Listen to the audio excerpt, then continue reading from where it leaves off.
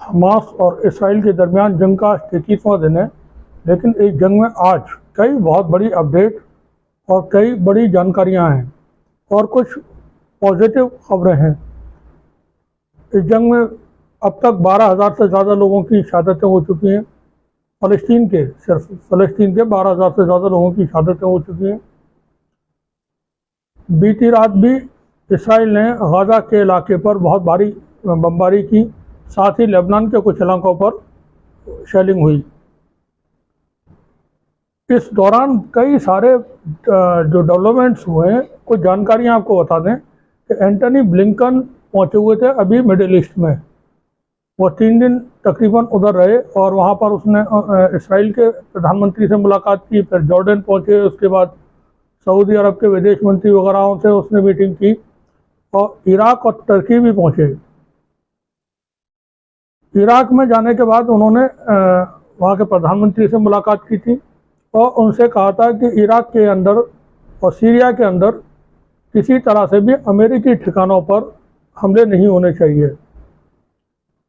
फिर वो तुर्की पहुँचे थे। तुर्की में किसी तरह का भी उनको कोई वार्म वेलकम वहाँ नहीं किया गया।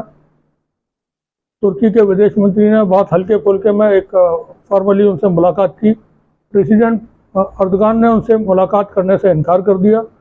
जिस वक्त उन्होंने अपनी उड़ान भरी वापसी के लिए और शायद जापान जा रहे थे, उसी वक्त उनको खबर मिली कि इराक के अंदर और सीरिया के अंदर अमेरिकी ठिकानों पर बड़े हमले हुए हैं और रेसिस्टेंस फोर्सेस जो इराक और सीरिया में मौजूद हैं, ये हमले उन्होंने किए हैं। अब प्रॉब्लम यह है कि अमेरिका फंसा हुआ है, जवाबी कार्रवाई भी नहीं कर सकता इस वक्त, क्योंकि जंग भड़क जाएगी। अब तक जानकारी के मुताबिक 27 हमले हुए हैं अमेरिकी ठिकानों पर इराक और सीरिया के अंदर, जिनमें 45 से ज़्यादा अमेरिकी सैनिक जख्मी हुए हैं और कुछ लोगों की वहाँ पर जानें भी गई हैं। अब कई सारे, चूँकि ये अब जैसे शतरंज की बिसात बिछी होती है, उस तरह की गाज़ा और इसराइल की जंग की बिसात बिछी हुई है।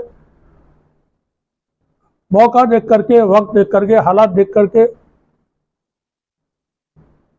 चालें चली जा रही हैं। अमेरिका के ऊपर दबाव है। विदेशी अपने अपने देशों के जो नागरिक यूरोप के मुल्कों के हैं और अमेरिका के हैं और एशिया के मुल्कों के हैं, जो बंधक हैं हमास के पास, उनकी रिहाई का अमेरिका के ऊपर प्रेशर है। तमाम मुस्लिम देशों का, अरब देशों का खासतौर से प्रेशर है कि हमारी तुमसे दोस्ती है और तुम्हारी वजह से फ़लस्तीन के अंदर खून खराबा हो रहा है।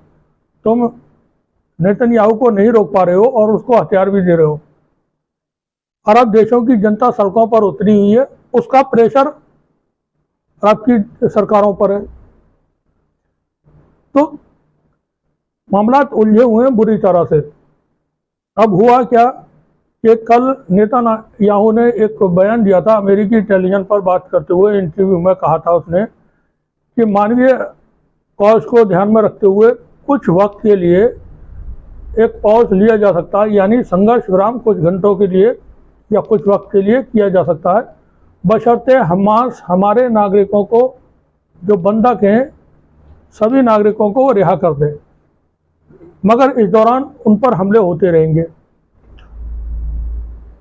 नेतन्याहू के जवाब के बाद या इंटरव्यू में जो उसने कहा था, उसके बाद हमास की तरफ से एक अपडेट आई। हमास ने बयान जारी करके कहा कि हम 12 विदेशी नागरिकों को रिहा कर रहे हैं लेकिन इसराइल उसमें अड़चन पैदा कर रहा है और इसराइल उनकी रिहाई नहीं होने दे रहा है। अब हमास ने जो रिहा करने की बात कही थी वो कही थी विदेशी नागरिकों को, यानी इसराइल के नागरिक नहीं, जो किसी और देश के या देशों के नागरिक हैं उनको उन्होंने रिहा करने के लिए बोला। जैसे ही ये खबर फैली खास तौर से यूरोप के देशों में, तो यूरोप के देशों की जनता जो थी वो सड़कों पर आ गई और उसका प्रेशर यूरोप के अंदर इस वक्त बहुत है। और यूरोप के देश जो अमेरिका के भी बहुत अच्छे दोस्त हैं और इसराइल को भी सपोर्ट करते हैं, उसमें से फ्रांस जैसा देश, इटली जैसा देश इस वक्त बहुत खुल करके इसराइल को डिफेंड नहीं कर रहे हैं, बल्कि वो अपने लोगों की रिहाई की बात कर रहे हैं और गाजा में हो रही इसराइल की तरफ से बर्बरियत को भी बात हो रही है। इसराइल इस वक्त पूरी दुनिया में एक्सपोज हो चुका है। नेतन्याहू के सामने बड़ी प्रॉब्लम है। अब जब ये बयान हमास की तरफ से आगे आ चुका था कि हम रिहा कर रहे हैं और 12 नागरिक हैं और इसराइल इनको रिहा नहीं होना दे रहा है, तो यूरोपीय यूनियन की तरफ से और यूरोप के देशों की तरफ से, बाइडेन से और एशिया के देशों की तरफ से, थाईलैंड वगैरह के नागरिक भी हैं, उन्होंने फौरन अमेरिकी विदेश मंत्रालय से और व्हाइट हाउस में संपर्क साधना शुरू किया और उससे अमेरिका के ऊपर प्रेशर बना। रात के वक्त में एक खबर आई कि बाइडेन ने, यह खबर रात को 3 बजे के लगभग की थी बीती रात, कि बाइडेन ने टेलीफोन कॉल पे किए नेतन्याहू को और उससे कहा है कि 3 दिन के लिए तत्काल सीज फायर हो, जिससे कि बंधकों की रिहाई का रास्ता खुल सके और बंधकों को रिहा कराया जा सके। अब देखें, जैसे ये बयान आता है बाइडेन का, अगले कुछ ही देर में हमास की तरफ से ऑफिशियल स्टेटमेंट आ जाता है कि हम तमाम विदेशी नागरिकों को रिहा करने के लिए तैयार हैं। अब फंसिया इसराइल और नेतन्याहू। जैसे ही ये खबर हमास की तरफ से आई कि वो विदेशी नागरिकों को रिहा करने के लिए तैयार हैं, तो एक तो प्रेशर बना बाइडेन के ऊपर कि अब आप कराइए संघर्ष विराम। दूसरे, इसराइल की जनता इकट्ठा होकर के पहुंच गई नेतन्याहू के घर पे कि विदेशी नागरिकों की रिहाई की बात चल रही है, हमारे लोगों की रिहाई की बात का क्या हुआ। उन्होंने नेतन्याहू के घर के सामने किए प्रदर्शन। ये बीती रात की बात हम बता रहे हैं। पिछले 18 घंटे के अंदर, 20 घंटे के अंदर जो डेवलपमेंट्स हुए वो बहुत सारे हुए हैं। अब यहाँ पर अमेरिका और नेतन्याहू के ऊपर प्रेशर है दुनिया भर का। G7 ने आज सीधे डिमांड किए, वहाँ मीटिंग हुई 7 देशों की, इसमें America, Canada, Britain, Germany, France, Italy, ये देश शामिल हैं, जापान भी उसमें शामिल है। जो दुनिया की बड़ी 7 ताकतवर अर्थव्यवस्था हैं, ये उनका ग्रुप है। उनकी मीटिंग हुई और उसमें ये तय हुआ कि फौरन सीज फायर किया जाए। इसराइल से डिमांड की गई है सीज फायर की।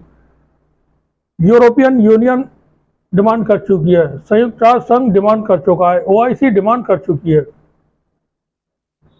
और नेतन्याहू की तरफ से सीज फायर नहीं हो रहा है। नेतन्याहू यहाँ पर इस जंग को लंबा खींचना चाहता है, जिस तरह से रूस में और यूक्रेन में जंग हुई है और वो लंबी खींच गई। अमेरिका को और यूक्रेन को और यूरोप के देशों को बिल्कुल उम्मीद नहीं थी कि रूस इतनी लंबी जंग लड़ेगा। हम थोड़ा सा अब शिफ्ट कर रहे हैं, कहीं और बात लेकर के बात हो रही है और फिर अपने असल मुद्दे पर आएंगे। जिस वक्त 24 फरवरी 2022 को रशियन प्रेसिडेंट ने यूक्रेन के खिलाफ स्पेशल मिलिट्री ऑपरेशन शुरू किया था, उस वक्त अमेरिका और यूरोप के मुल्कों को ये उम्मीद थी कि यह एक महीने के अंदर जंग होगी और बहुत जल्दी से तमाम सब कुछ रूस ख़त्म कर आके एंड कर देगा।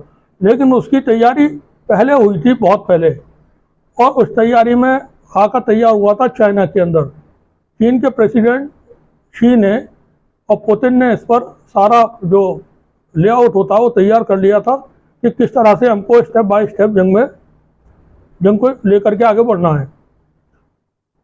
2022 में चाइना में विंटर ओलंपिक गेम्स हुए थे, उसमें दुनिया भर के बड़े बड़े राष्ट्राध्यक्ष पहुंचे थे। टर्की के प्रेसिडेंट अर्दोगान थे, क्राउन प्रिंस मोहम्मद बिन सलमान थे, क्राउन प्रिंस मोहम्मद बिन जायद यूएई के थे, जॉर्डन के प्रेसिडेंट, इजिप्ट के प्रेसिडेंट, पाकिस्तान के पूर्व प्रधानमंत्री इमरान खान और दूसरे देशों के लोग आए हुए थे और रशियन प्रेसिडेंट पुतिन भी आए हुए थे।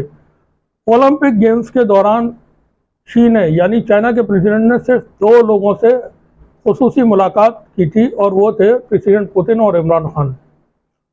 जंग को लेकर के जो चीजें थी वो डिस्कस हो गई थी कैसे होगा। ओलंपिक गेम्स खत्म होने के बाद प्रेसिडेंट पुतिन ने अपना स्पेशल मिलिट्री ऑपरेशन शुरू कर दिया और फिर यूरोप के मुल्कों ने यूक्रेन को मदद करना शुरू कर दिया। आज यूक्रेन के प्रेसिडेंट की हालत इतनी बुरी है कि वो उसके वीडियो सोशल मीडिया एक्स पर मौजूद हैं और वो एकदम से बौखलाया हुआ है और गुस्से में यूँ एकदम इस तरह से हिल करके कह रहा है कि आप हमें पैसा नहीं दे सकते तो हमको कर्जा ही दे दो, कम से कम क्रेडिट दे दें आप हमको। अब उसको कोई मदद करने के लिए तैयार नहीं है। वहाँ ये सारे देश फंस गए थे यूक्रेन को लेकर के और पुतिन ने तैयारी की हुई थी कि हमको इन्हें थका देना है, हम जंग खत्म नहीं करेंगे, हम इनको जंग में रुलाएंगे। तो ये सारे मुल्क रो रहे हैं। अब खतरा इसी बात का नेतन्याहू को लेकर के है, अमेरिका और यूरोप को। नेतन्याहू की क्रेडिबिलिटी बची नहीं है इसराइल में। 7% उसकी कुल पॉपुलरिटी का रेशियो है। उसके ऊपर उसके खिलाफ जंग शुरू होने से पहले या ये जो मामला हुए हैं 7 अक्टूबर के बाद, उससे पहले पूरी इसराइल की जनता, इसराइल के ब्यूरोक्रेट्स, इसराइल के सैनिक, इसराइल के पूर्व सैनिक, इसराइल का कारोबारी आदमी, हर शख्स उसके खिलाफ सड़कों पर उतरा हुआ था जो उसने कानून को लेकर के तब्दीलियां की हैं और सुप्रीम कोर्ट के कानूनों को ख़त्म करके अपने हाथ में ताकत ली है। नेतन्याहू चाहता है कि ये जंग लंबी चले ताकि उसके ऊपर जो तलवार लटकी हुई है वो उससे बचा रहे। अमेरिका चाहता है ये जंग खत्म हो। अमेरिकी की तरफ से कल एक बयान है वहाँ के स्पोक्स पर्सन का, वो कहते हैं कि अब हम इसराइल को बहुत ज़्यादा मदद नहीं कर पाएंगे और इसराइल इसका इस्तेमाल जेनोसाइड में कर रहा है। अब अमेरिका की तरफ से बात कही जा रही है। ये वीडियो हम इस वीडियो के आखिर में दिखाएंगे या उसका लिंक देंगे जो आप देख सकते हैं। अमेरिका की समझ में ये आ रहा है अब एक और चीज होने वाली है जिसका डर अमेरिका को सता रहा है इस वक्त, और वो है तमाम मुस्लिम देश। हुआ यह कि इस संडे को, कमिंग संडे को, सऊदी अरब और ईरान ने मिलकर के OIC का अधिवेशन बुलाया है और ये जद्दा में होने जा रहा है संडे को। किसने बुलाया? ईरान ने और सऊदी अरब ने, जिसमें 57 मुस्लिम देशों के राष्ट्राध्यक्ष वहां पर पहुंचेंगे। इब्राहिम रईसी पहली बार सऊदी अरब पहुंच रहे हैं, ईरान के राष्ट्रपति। वहाँ टर्की के प्रेसिडेंट भी होंगे, जॉर्डन के, मिस्र के, पाकिस्तान के प्राइम मिनिस्टर भी पहुंच रहे हैं और 2 विशेष सदस्य रूस और चीन भी वहां पर पहुंच होंगे। बहुत मुमकिन है चीन की तरफ से वहां के उप प्रधानमंत्री या विदेश मंत्री शामिल हो, क्योंकि राष्ट्रपति का पहुंचना थोड़ा मुश्किल है। इसी तरह से पुतिन का रिप्रेजेंटेटिव वहां पर होगा। अब आप संयुक्त राष्ट्र संघ में वीटो कर देते हैं अमेरिका, फ्रांस और ब्रिटेन। OIC में किसी के पास भी ऐसा कोई प्रावधान नहीं है कि वहां पर आप वीटो कर सकें, क्योंकि ये मुस्लिम देशों का संगठन है। हर तरह की बात होगी। सिर्फ फलस्तीन के ऊपर जो इसराइल इस वक्त जालिमाना कार्रवाइयाँ कर रहा है उसको लेकर के ये अधिवेशन OIC का कॉल किया गया है और सिर्फ फलस्तीन को लेकर के बात होनी है, इसराइल के आतंकवाद की बात होनी है। वहाँ जो रेजोल्यूशंस पास होंगे उससे इस वक्त बहुत टेंशन में है अमेरिकी प्रेसिडेंट बाइडेन। और बताते हैं आपको, जिस दिन ये अधिवेशन OIC का होना है संडे को, उससे एक दिन पहले सैटरडे को बहुत बड़ी मीटिंग होने जा रही है बहरीन में, और वो मीटिंग है अरब लीग की मीटिंग, जिसमें तमाम अरब के देश, मुस्लिम देश वहाँ शामिल हो रहे हैं और साथ में शामिल हो रहे हैं अफ्रीका के देशों, मुस्लिम देश, जिसमें जाम्बिया, कंबोडिया और नीजर, बेनिन, नाइजीरिया, सूडान, जिबूती, बहुत छोटे छोटे देश हैं और बहुत बड़े भी हैं। जैसे नाइजीरिया बहुत बड़ा देश है, नीजर बहुत बड़ा देश है, उसके पास यूरेनियम के भंडार हैं दुनिया के। ये दो बड़ी मीटिंग्स अरब में होने जा रही हैं 2 दिन के अंदर, यानी सैटरडे और संडे। इससे जो आउटकम आएगा उससे डरा हुआ है इस वक्त अमेरिका के प्रेसिडेंट, क्योंकि अमेरिका के हाथ से और यूरोप के देशों के हाथ से अफ्रीका जा चुका है। वहाँ पर स्ट्रांग होल्ड चीन और रूस ने बना लिए हैं। अभी हाल के दिनों में फ्रांस के जितने सैनिक थे नीजर ने बाहर कर दिए अपने यहाँ से। माली से सारे फ्रांसीसी बाहर हो चुके हैं। कुछ देशों में इनका अप्रोच अभी बाकी है, वहाँ से भी ये बेदखल हो जाएंगे जल्दी ही। इसी तरह से नॉर्थ अमेरिका के जो देश हैं वहाँ से भी अमेरिका के खिलाफ आवाज़ें उठ रही हैं, मुश्किल उठ रही हैं, और उन्होंने इसराइल के साथ अपने संबंध खत्म किए हैं। तो अब ये जो डेवलपमेंट्स हो रहे हैं उससे खौफजदा है बाइडेन। अगले साल अमेरिका में प्रेसिडेंट के चुनाव हैं, बाइडेन उसमें उम्मीदवार है रिपब्लिकन्स की तरफ से। और ऐसा है नहीं कि वहाँ सिर्फ यहूदी वोट उसको देते हों, यहूदी या जर्नलिस्ट, क्योंकि यहूदी जो हैं वो इसराइल के खिलाफ अमेरिका में प्रदर्शन कर रहे हैं, व्हाइट हाउस के सामने प्रदर्शन कर रहे हैं हजारों की तादाद में, और हर रोज ये प्रदर्शन हो रहे हैं। कैपिटल बिल्डिंग में घुस करके जो जियोज हैं वो प्रोटेस्ट कर रहे हैं। तो अब अमेरिका के सामने, चूंकि मुस्लिम वोट भी वहाँ पर है, मुस्लिम्स का रिप्रेजेंटेशन वहाँ अमेरिका में मौजूद है बाइडेन की गवर्नमेंट में, तो ऐसा है नहीं कि किसी तरह से वो अगेंस्ट मुस्लिम्स जाएं। अब सारी चीज़ें हैं इसराइल के ऊपर। इसराइल को कब तक मना पाएंगे? हमें उम्मीद है विदिन 24 आवर कोई ऐसा सॉल्यूशन निकलने जा रहा है जो सीज फायर होगा। उसमें इसराइल फंसा हुआ है, इसराइल के पास रास्ते नहीं बचे हैं, क्योंकि सबको समझ में आ रहा है कि इसराइल जंग जो लड़ रहा है वो नेतन्याहू अपने आप को बचाने के लिए लड़ रहा है। अब यहाँ बड़ी कार्रवाइयाँ भी हुई हैं हमास की तरफ से। पिछले 24 घंटे के अंदर हमास ने 15 व्हीकल्स तबाह किए हैं, 15 टैंक तबाह किए हैं इसराइल के। हिजबुल्लाह ने तकरीबन 1 दर्जन चेकपोस्ट और टैंक इनके तबाह किए हैं। 12-15 सैनिक इसराइल के मारे गए हैं। इसी तरह से और कुछ जानकारियां हैं वो हम आपको दे दें। हमास के अब तक के हमलों में 7 अक्टूबर से अब तक 750 से ज़्यादा सैनिक मारे जा चुके हैं इसराइल के, और तकरीबन 2000 से ज़्यादा इसराइली सैनिक उसमें जख्मी हुए हैं। इन जख्मियों को पकड़ के लाया गया है, तलाश करके ढूंढ करके लाया गया अशदोद शहर में, और वहाँ अस्पताल में इनके इलाज हो रहे हैं। वहीं 4 दिन की लड़ाई के अंदर जो पिछले बीते 4 दिन में हमास और IDF के दरमियान हुई है, उसमें इसराइल के 4 दर्जन मार्क के बाद जो टैंक है, जिसको दुनिया का सबसे शक्तिशाली टैंक कहलाता है, वो तबाह हुए हैं। 435 इसराइली सैनिक 4 दिन के अंदर मारे गए हैं जंग के दौरान। तो ऐसा नहीं है कि जो तमाम चीज़ें खबरों में दिखाई जा रही हैं जो अलग तरह का मीडिया है। देखिए, भारत में भी भारत सरकार की जो फॉरेन पॉलिसी है उसके तहत भारत के ताल्लुकात अच्छे हैं इसराइल के साथ, लेकिन इसराइल के साथ भारत की जनता नहीं है। इसराइल के साथ कुछ एक संगठन विशेष के कट्टरपंथी लोग शामिल हैं उसके साथ हमदर्दी दिखाने के लिए, क्योंकि वो समझते हैं कि इसराइल मुसलमानों को चुन चुन करके मार रहा है, उनकी हत्या कर रहा है फ़लस्तीनियों की। तो उससे उनको राहत मिल रही है, खुशी हो रही है। लेकिन दुनिया में लोग हैं, बोलने वाले लोग हैं।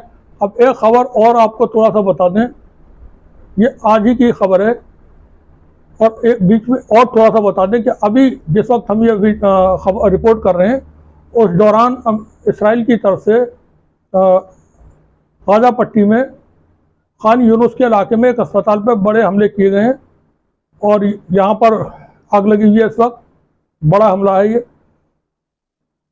तुर्की ने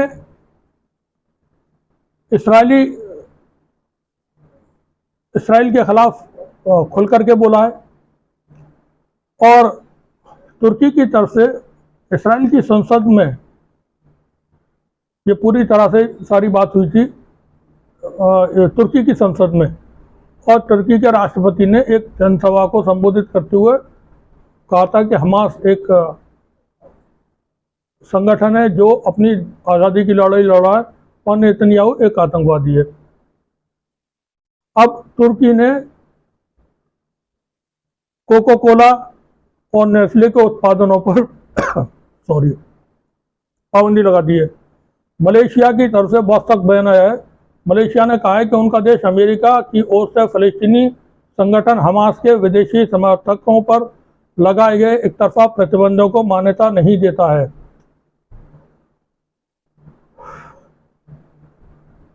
और बहुत सख्त बातें यहाँ पर मलेशिया की तरफ से कही गई हैं, हमास के पक्ष में कही गई हैं।